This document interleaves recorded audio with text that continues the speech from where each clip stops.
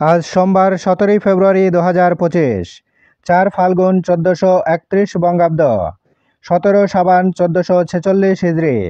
জানিয়ে দেব আজকের দৈনিক আমার দেশ পত্রিকার শিরোনামগুলো। অপরাধী হাসিনাকে নিয়ে আন্তর্জাতিক চাপে ভারত, জাতিসংঘের তদন্ত রিপোর্ট। পতিত স্বৈরশাসক এখন আন্তর্জাতিকভাবে স্বীকৃত খুনি।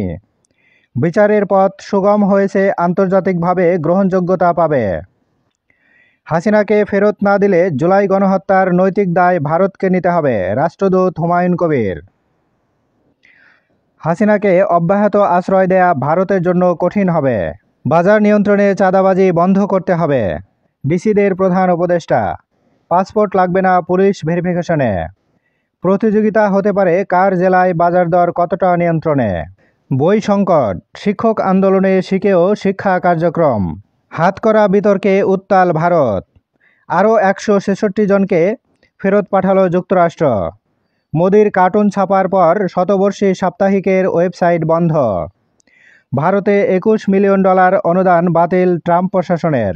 জাতীয় নির্বাচনের আগে সব দলের সঙ্গে সংলাপে বসবে ইসি। কাউন্সিলে তারেক রহমান। বাংলাদেশ পুনর্গঠনে বিএনপির দিকে তাকিয়ে মানুষ।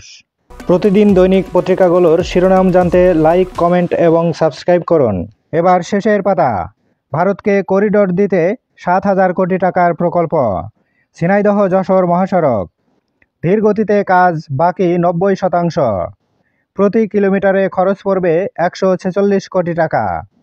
জমি অধিগ্রহণ নিয়েও অনিয়ম। সামরিক প্রতিষ্ঠানেও ওসমানীর ঐতিহাসিক অবদান উপেক্ষিত।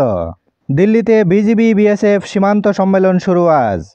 ভারতে পলাতক আওয়ামী লীগ নেতাদের থামাতে কঠোর বার্তা দেবে বাংলাদেশ। মাঝখাটে তৌহিদ জয়শঙ্করের বৈঠক।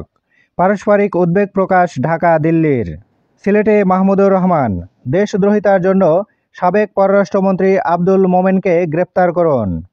নতুন নিয়মে ইএফটিতে ভোগান্তি। ডিসেম্বরের বেতন পাননি 40,000 শিক্ষক কর্মচারী। নাসা নজরুলের 781 কোটি টাকার অবৈধ সম্পদ।